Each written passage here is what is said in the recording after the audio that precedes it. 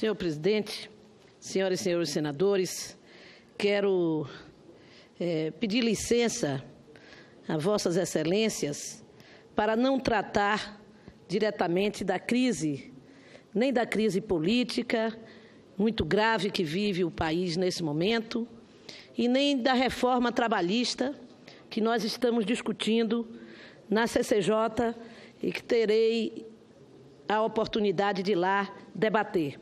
Vou pedir licença para tratar aqui de um outro assunto, embora ele tenha muito a ver com o Brasil. Trata-se, senhora presidente, senhor presidente, da história. No último dia 25 de junho, segunda-feira passada, como faço todos os anos, há mais de 20 anos, estive na minha cidade natal, Cachoeira, para comemorar com o povo daquela cidade e de todo o recôncavo baiano a sua data magna, que é quando os heróis da luta pela independência da Bahia e do Brasil são reverenciados. Este ano a Câmara Municipal me deu a honra de conceder-me uma homenagem à Comenda Maria Quitéria. Já pude, por 2 vezes, receber a honra de ser escolhida oradora oficial naquela Câmara. Desta vez, esta Comenda Maria Quitéria se refere principalmente à contribuição que pude dar ao propor que a transferência da capital do estado da Bahia, todo 25 de junho, para a Cachoeira, em 2006, como deputada estadual, e que não foi levada em conta nem pela Assembleia, nem pelo governador à época. Quando o governador Jacques Wagner se elege, em 2006, 2007, um dos seus primeiros atos é justamente enviar para a Assembleia Legislativa um projeto de lei constituindo Cachoeira como cidade, como capital da Bahia em todo 25 de junho, reconhecendo a sua participação histórica na independência do Brasil. Durante a sessão desta segunda-feira, o orador oficial, o conterrâneo Dr. Nelson Aragão, destacou nesse 25 de junho o dia de reflexão, de luta e de comemoração, falando sobre a luta para que a nossa cidade saísse da condição de comarca de entrância inicial e passasse a comarca intermediária, como foi aprovado na Assembleia Legislativa última. Havia uma luta por isso, até porque Cachoeira é a terra daquele que é considerado o maior jurisconsultor das Américas, Teixeira de Freitas. Essa injustiça foi corrigida e teve essa luta uma participação muito grande da sociedade, através da Comissão de Justiça e Paz, através da Câmara de Vereadores, da Assembleia Legislativa e até mesmo nossa, articulando para que isso também pudesse acontecer. Mas, senhor presidente, eu introduzi essa fala me referindo a esta segunda-feira para depois recompor os fatos históricos que faço questão de todos os anos aqui relembrar, no dia 25 e no dia 2 de julho, para que o conjunto do Senado Federal, do Congresso Nacional, possa conhecer, de fato, a história da independência do nosso país. Metaforicamente, o 24 de agosto de 1820, mais conhecido como Revolução Liberal do Porto, em Portugal, foi a queima do pavio de uma bomba que levou o Brasil a se separar de Portugal. Ou seja, viria a explodir no dia 2 de julho de 1823, quando as tropas e um contingente considerável de portugueses abandonaram a província da Bahia e voltaram para sua terra natal. A Revolução Vintista, assim conhecida, representou a queda do absolutismo monárquico e do surgimento do liberalismo como novo modelo de governança. É importante entender o que foi e o que representou o vintismo neste momento em Portugal. Esta revolução se caracterizou como um movimento constitucional que derrubou o absolutismo monárquico, manteve a monarquia com a realeza da família de Bragança e criou as cortes, uma espécie de parlamento que governava acima dos poderes de el-rei e cujos deputados assumiram as novas ações do Estado português.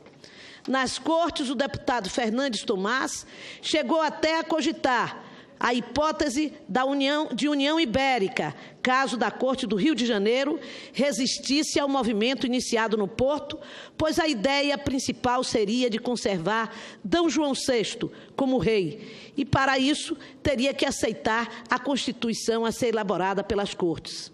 D. João VI retornou para Portugal, conforme as Cortes queriam, e deixou seu filho, D. Pedro, no Brasil, para assegurar sua posse no continente americano. Em 10 de fevereiro de 1821, os baianos adotaram a resolução de aclamar o regime monárquico constitucional.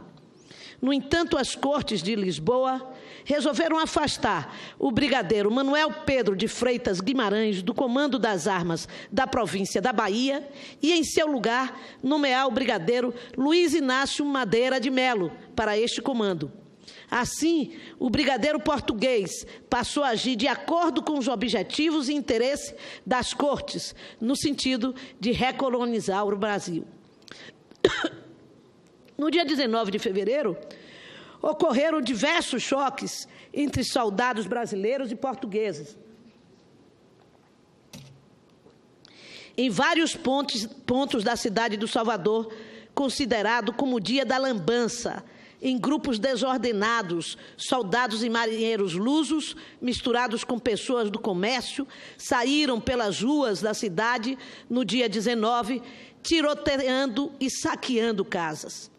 Foram até o convento da Lapa e, sob a alegação de que havia oficiais brasileiros escondidos, invadiram o templo religioso, assassinando a abadesa Maria Joana Angélica de Jesus, que tornou-se mártir desse episódio.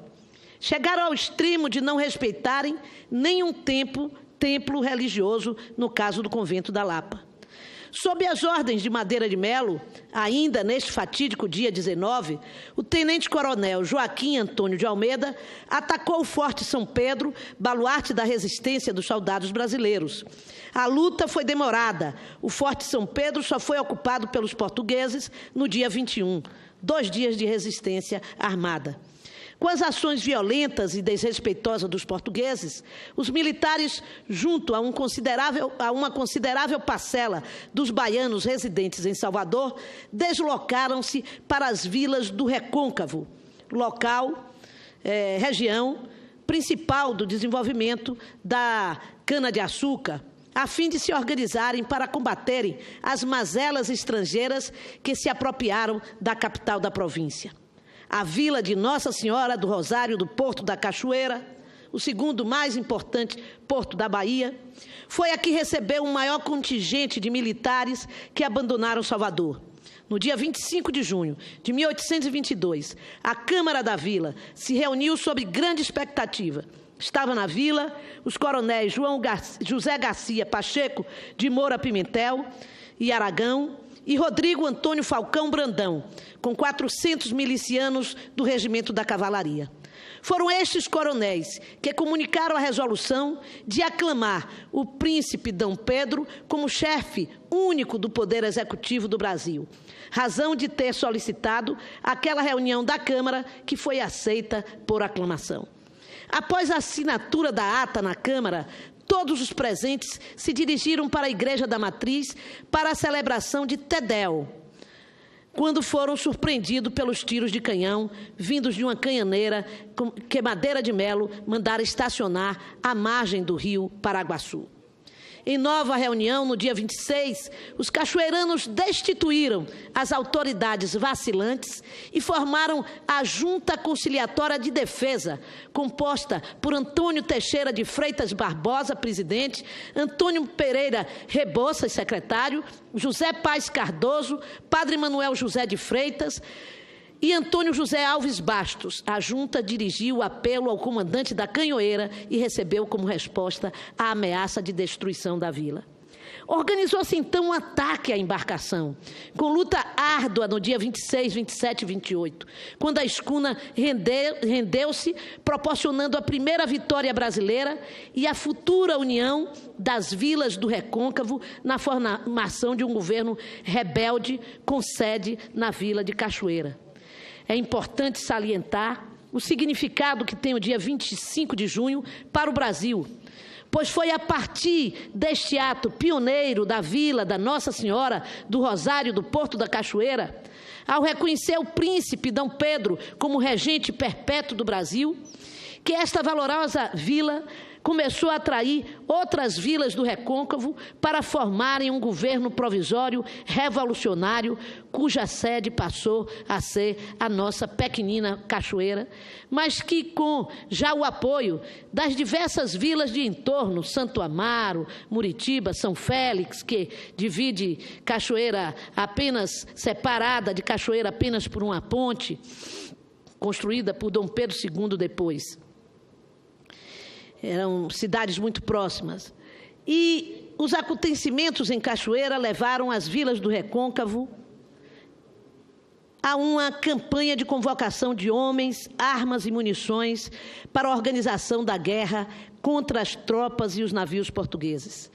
Essas tropas se formaram não apenas com os homens, mulheres, negros livres, mas também escravos, índios, que daquela região do Recôncavo, mas tropas vindas de Sergipe, de Pernambuco, até de Minas Gerais, de diversas cidades do Nordeste brasileiro, foram convocados homens que foram e se agregaram àquele pelotão que depois se tornou conhecido como o Exército Periquito, que saindo de Cachoeira, atravessou o Recôncavo inteiro, chegando a Salvador no dia 2 de julho de 1823, e lá, ganhando a batalha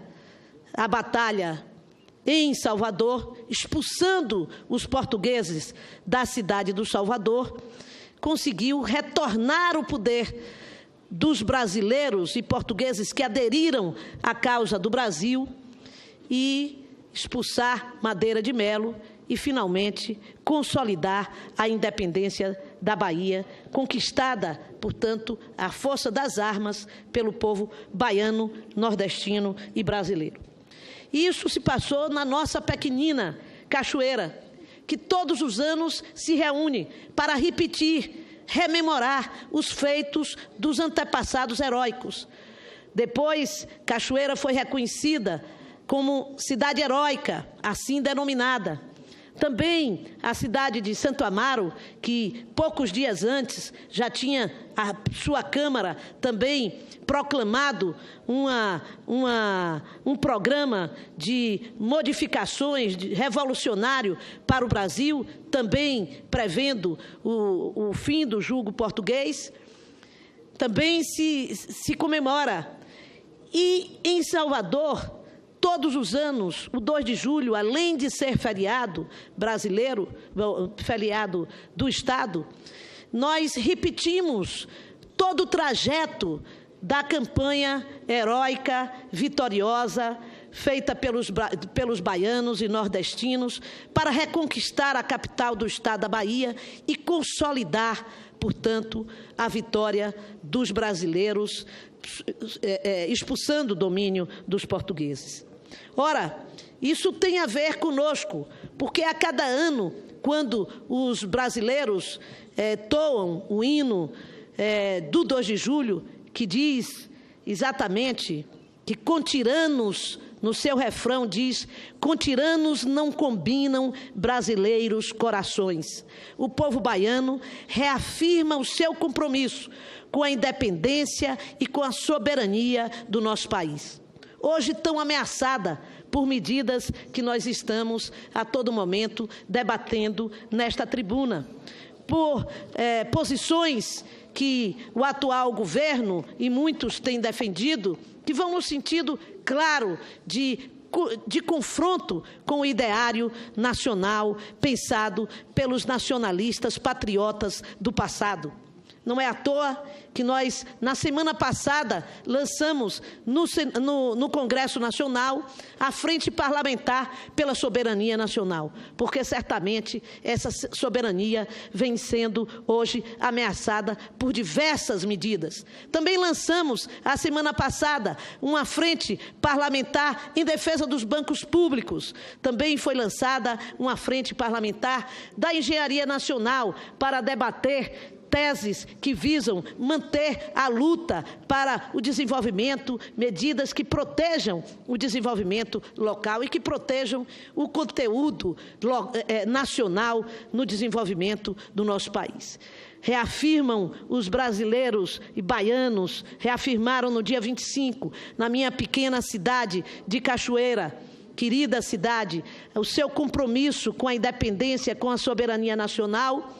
Reafirmaremos esse compromisso no 2 de julho da Bahia, que por isso não aceitamos a modificação feita pelo Congresso Nacional de modificar o nome do nosso aeroporto de 2 de julho, data magna da Bahia, para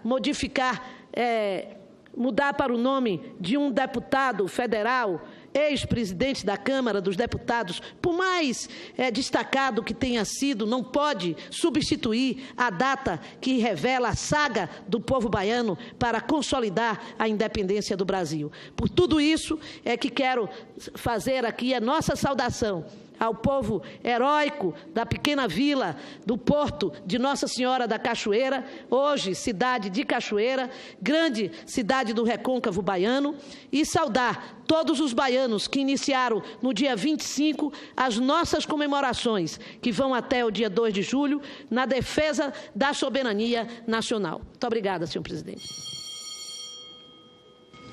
Obrigada, senadora Alice da Mata.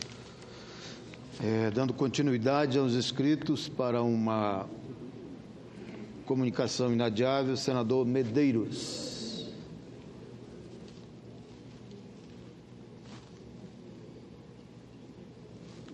Três minutos.